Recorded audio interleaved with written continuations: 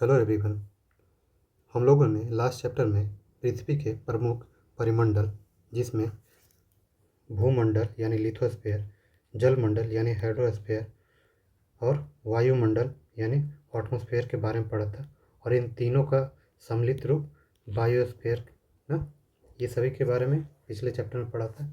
आज हम लोग चैप्टर नंबर 6 पृथ्वी के प्रमुख स्थल स्वरूप यानी major landforms of the earth के बारे में पढ़ेंगे। ठीक है,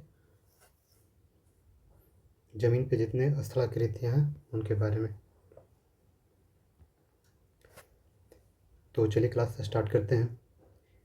पृथ्वी की सतह सभी जगह एक समान नहीं है। देखिए, कहीं पे हिमालय जैसा खड़ा है तो कहीं खाई भी है, कहीं पठार है, कहीं मैदान भी है, घाटी, हर तरह का है ना। तो एक जगह एक समान जैसा नहीं है।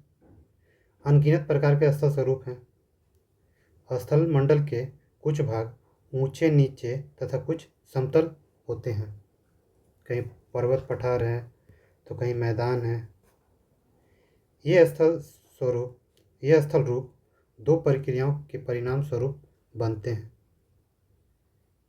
एक आंतरिक प्रक्रिया और दूसरा बाह्य प्रक्रिया। ठीक है,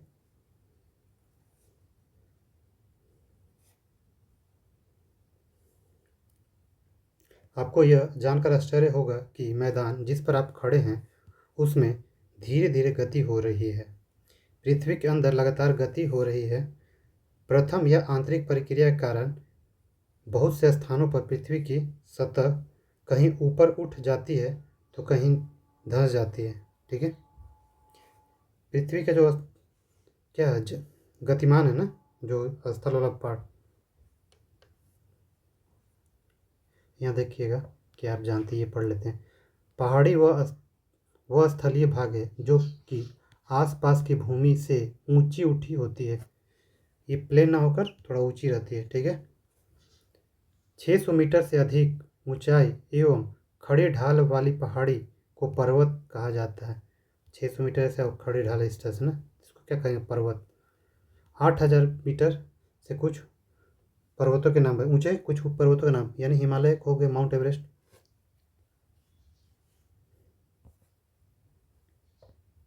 ये रहा आपका स्थल मंडल का स्वरूप है। इधर पर्वत श्रृंखला है, इस तरह से पहाड़ी है, पहाड़ी थोड़ा कम हाइट का रहता है। ये मैदान भाग हो गया, प्लेन्स एरिया हो गया ना, झील हो गया, पठार हो गया। पठार क्या होता है, इस तरह से उठा रहेगा लेकिन ऊपर एक मेज आकार के रहेगा। ठीक है, चलिए आगे पढ़ते हैं। अब दूसरी प्रक्रिया बाह्य प्रक्रिया ना, पहला आंतरिक प्रक्रिया कहीं ऊपर उठ जाती है तो कहीं नीचे धस जाती है।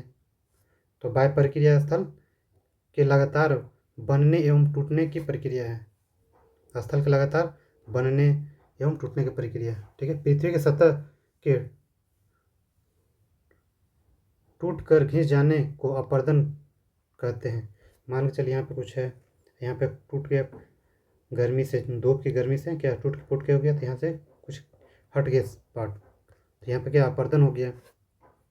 अपर्दन की क्रिया के द्वारा सतह नीची हो जाती है तथा निक्षेपण की प्रक्रिया के द्वारा इनका फिर से निर्माण होता है। ये दो प्रक्रियाएं बहते हुए जल, वायु तथा बर्फ के द्वारा होती है।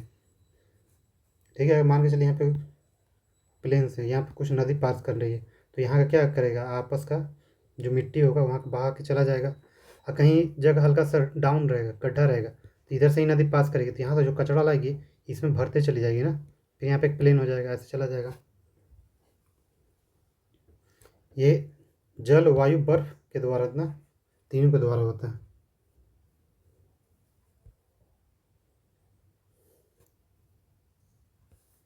हम विभिन्न स्थल स्वरूप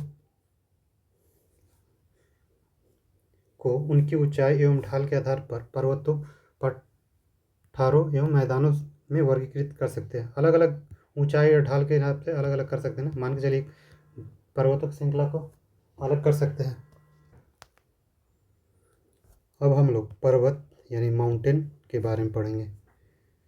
पर्वत पृथ्वी की सतह की प्राकृतिक ऊंचाई है।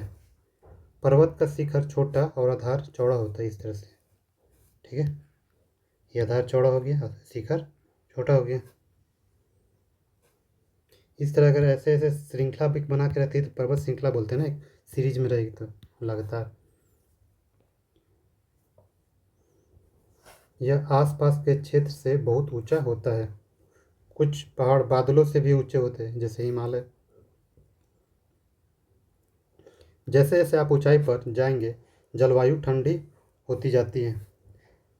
पिछले क्लास में मैंने बताया था ना, 165 मीटर अगर ऊपर जाएंगे तो 1 डिग्री सेल्सियस टेम्परेचर नीचे घटेगा, यानी ठंडा होगा। तो जलवायु ठंडी होगी ऊंचाई बढ़ने पर। कुछ पर्वतों पर हमेशा जमी रहने वाली बर्फ की नदियाँ होती है, जैसे हिमालय, उसे हिमानी कहते हैं ना, ऐसे ऊपर बर्फ रहेगा।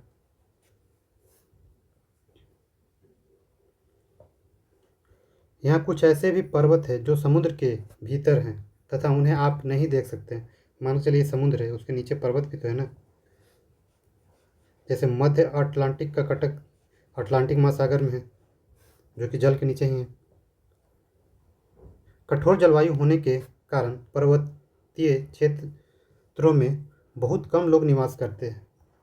अगर इस तरह से यहाँ पे आवागमन है नहीं तो बहुत कम ही लोग रहेंगे ना यहाँ पर, जो पूरी तरह से जंगल पे या उस पहाड़ी में जो भी मिले उस चीज़ पे ही डिपेंड रहेंगे ना। वहाँ का धरातल खड़े ढाल वाला होता है, कभी भी लैंडस्लाइड हो सकता है ना, भूस्खलन, तथा कृषि योग्य भूमि की कमी होती है। पर्वत एक रेखा क्रम में व्यवस्थित हो सकते हैं, जिसे श्रृंखला कहेंगे ना, श्रृंखला कहा जाता है। एक बार यहाँ देखते हैं, वलित पर्वत, फोल्डेड माउंटेन। हिमालय भी क्या है कि वलित पर्वत का उदाहरण है ना।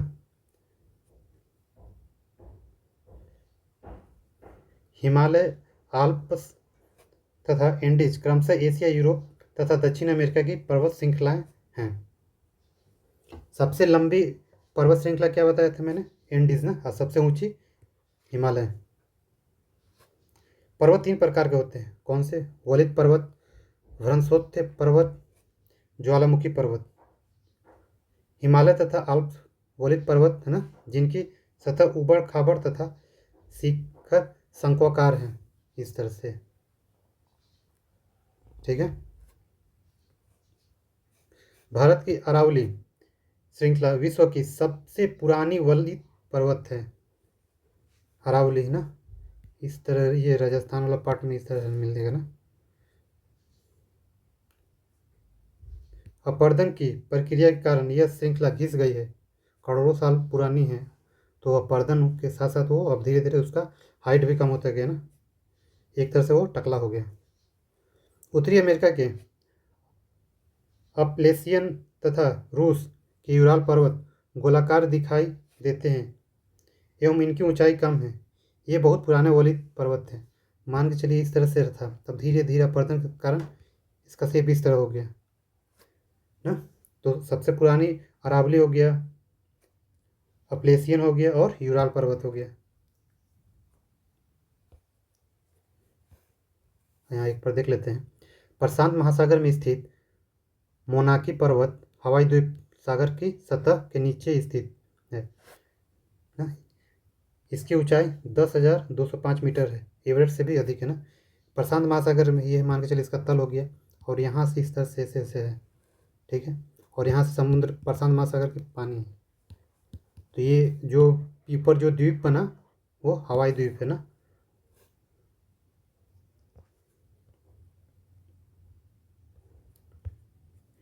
जब बहुत बड़ा भाग टूट जाता है तथा ऊर्ध्वाधर रूप से विस्थापित हो जाता है, तब भ्रंशोत्थ पर्वतों का निर्माण होता है।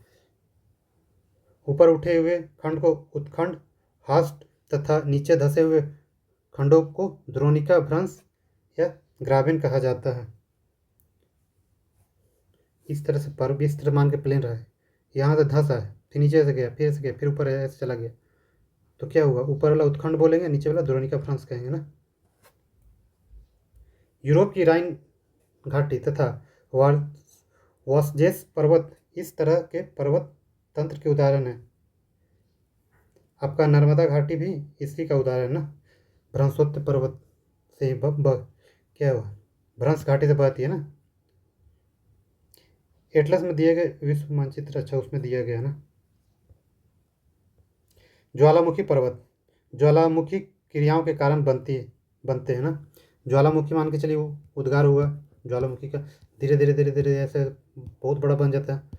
तो क्या होता है, एक टाइम के बाद वो जब रुक जाता है ज्वालामुखी निकलना, वहाँ से लावा निकलना, तो एक पर्वत का निर्माण कर देता है ना। तो इसी को क्या बोलते हैं, ज्वालामुखी पर्वत, जो कि ज्वालामुखी क्रियाओं के कारण बनती है। अफ्रीका के किलिमंजारो तथा जापान का फ्यूजियामा, ये किस तरह का पर्वत है, ज्वालामुखी पर्वत के उदाहरण है ना। किलिमंजारो अफ्रीका ना, और फ्यूजियामा। अब पर्वत के बहुत सारे लाभ भी तो है, मान के चलिए इस तरह से पर्वत है। और इधर क्या है, ढेर सारा पानी जमा भी स्टोर करके रख सकते हैं, जल संग्रह कर सकते हैं। यहाँ से नदियाँ कई सारा स्रोत होता है, वहाँ पे हम लोग क्या बना सकते हैं, टरबाइन लगा के बिजली उत्पादन कर सकते हैं, है ना। सिंचाई के लिए भी वहाँ से पानी निकाल सकते हैं अलग अलग जगह के लिए। अच्छा, पर्वतों से जो नदियाँ निकलती है अपने सारे ढेर सारा अवसाद लेके आती है, आसपास के एरिया में छोड़ते जाती है, तो वहाँ के कृषि योग्य भूमि हो जाती है ना। पर्वतों में अलग अलग प्रकार की वनस्पतियाँ तथा जीव जंतु पाए जाते हैं। वनों से हमें ईंधन, चारा, आश्रय तथा दूसरे उत्पाद जैसे गोंद, रेजिन इत्यादि प्राप्त होते हैं। और क्या, हिल स्टेशन क्या होता है, एक पर्यटन स्थल भी हो जाता है ना। वहाँ जैसे मनाली हो गया, शिमला हो गया, ये सब क्या है, ऊटी हो गया। वे पर्वतों की यात्रा उनकी प्रकृति सुंदरता को देखने के लिए आते हैं। और वहाँ पे ढेर खेल के कई प्रकार के होते हैं, जैसे पैराग्लाइडिंग हो गया, हैंग ग्लाइडिंग हो गया, रिवर राफ्टिंग हो गया, तथा स्काइंग ना। ये सब क्या है, पर्वतीय भागों में खेल का एक वो हो जाता है ना, मनोरंजन का साधन बन जाता है। ये रहा ज्वालामुखी पर्वत ना।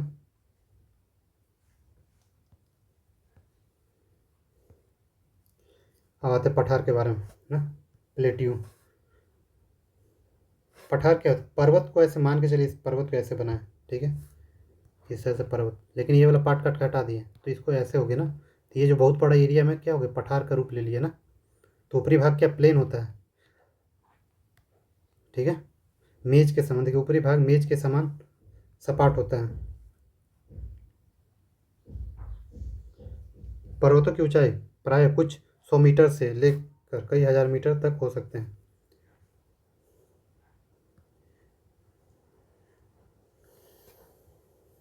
पर्वतों की तरह पठार भी नए या पुराने हो सकते हैं। भारत के दक्कन पठार पुराने पठारों में से एक है।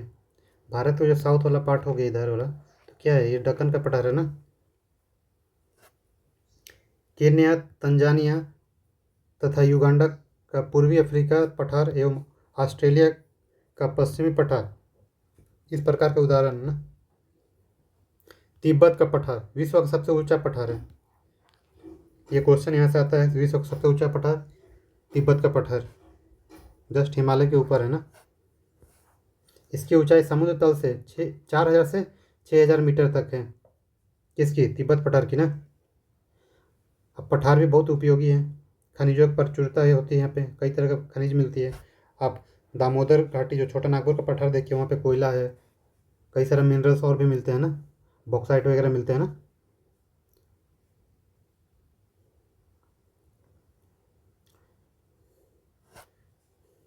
देखिए छोटा नागपुर पठार लोहा का, कोयला तथा मैग्नीज के बड़े भंडार पाए जाते हैं ना। वाटरफॉल भी बनता है, मान के चलिए पठार है, यहाँ से नदियाँ निकल रही है, तो ये नदियाँ जब यहाँ से गिरेगी इस ऊंचाई से, क्या वाटरफॉल जलप्रपात का निर्माण करेगी ना।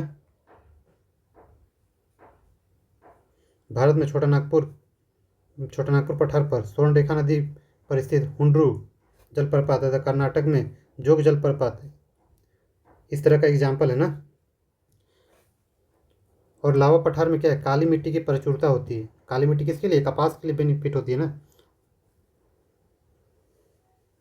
पठारों में भी कई तरह का दर्शनीय स्थल हो जाता है, पर्यटन स्थल हो जाता है ना, जो वहाँ का सीन बहुत ही प्यारा होता है।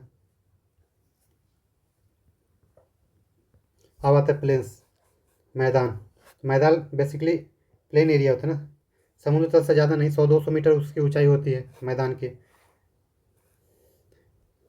मैदान की एक खासियत है, एकदम प्लेन रहेगा और यहाँ पे आवागमन हर कुछ सुविधा होती है ना, नदियाँ भी आराम से शांति से बहेगी।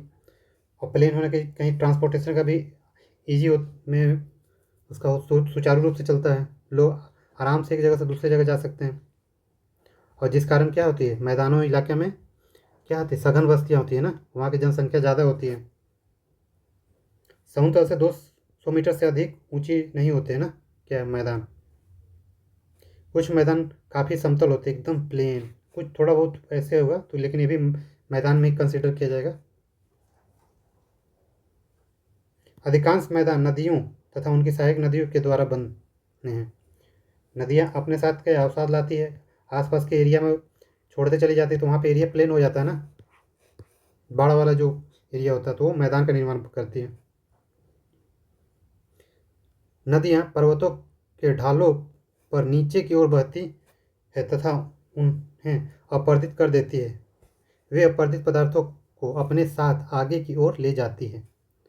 अपने साथ ढोए जाने वाले पदार्थों जैसे पत्थर, बालू तथा सिल्ट को वे घाटियों में निक्षेपित कर देती है। मान के चलिए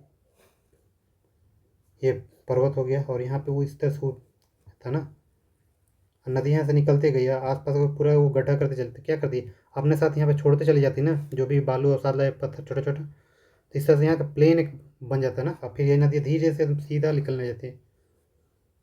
सामान्यतः मैदान बहुत अधिक उपजाऊ होते हैं, क्योंकि नदियों द्वारा ना अपने जो अपरदित पदार्थ लाए उसके साथ मिनरल्स भी लाता है पत्थर वत्थर के साथ, तो उस एरिया में छोड़ देता है, जिस कारण मैदान अधिक उपजाऊ हो जाता है ना। यहाँ परिवहन के साधनों का निर्माण करना आसान होता है, क्योंकि प्लेन होता है ना। अब मान के चलिए प्लेन एरिया में रेल का पटरी बिछाना बहुत आसान होता है, बहुत तेज़ी से रेल गति हो, कोई भी यातायात का साधन बहुत तेज़ी से होगा। वहीं पठार पर्वत लें तो इस तरह से ऐसे रोड बनाना पड़ जाता है। इसलिए मैदान विश्व के सबसे अधिक जनसंख्या वाले भाग होते हैं।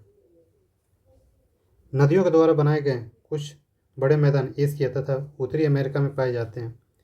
एशिया में स्थित भारत में गंगा एवं ब्रह्मपुत्र का मैदान तथा चीन में यांगत्से नदी का मैदान इसके प्रमुख उदाहरण है। भारत का गंगा का मैदान मान के चलिए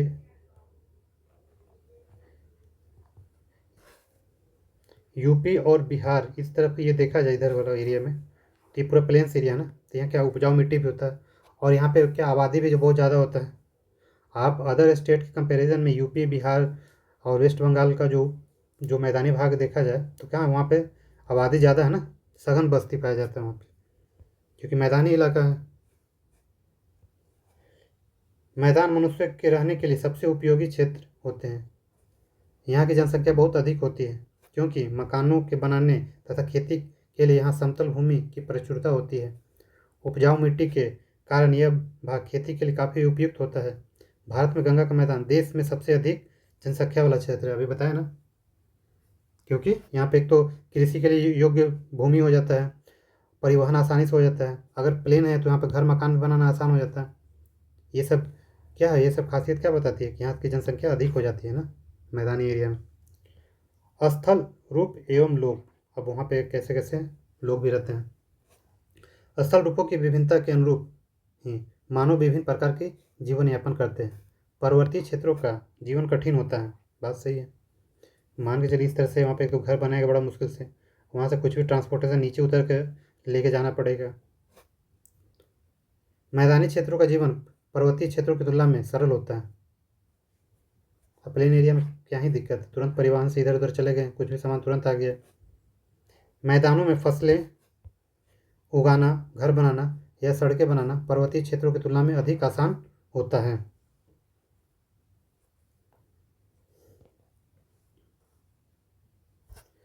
अब देखते हैं, कभी कभी प्राकृतिक आपदाएं जैसे भूकंप, ज्वालामुखी, उद्गार, तूफान या बाढ़ बहुत विनाश कर देते हैं। इन आकस्मिक घटनाओं के बारे में जागरूकता पैदा करके हम इनमें आने वाले खतरों को कम कर सकते हैं। मान के चलिए इस पहाड़ी इलाका में अचानक यहाँ पे एक बस्ती है इस एरिया में, तो अचानक क्या है, यहाँ से भूस्खलन हुआ तो ये क्या बस्ती को पूरा कबाड़ते चला जाएगा ना, पूरा यहाँ का जीवन तहस नहस हो जाएगा। तो ये चीज़ खतरा को भापते हुए हम यहाँ से हटाकर माइग्रेट कर कहीं घाटी या प्लेन एरिया में जाकर बचा सकते हैं ना, खतरा को कम कर सकते हैं।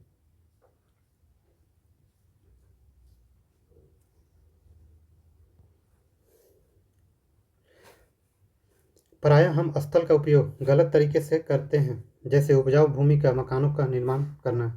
उपजाऊ भूमि है, उस पर मकान का निर्माण करने तो कोई फ़ायदा नहीं है, तो उसे खेती के लिए बर्बाद होगी ज़मीन। इसी प्रकार हम लोग कूड़ा किसी भी भूमि पर या पानी में फेंक देते हैं, जो कि उन्हें गंदा कर देते हैं।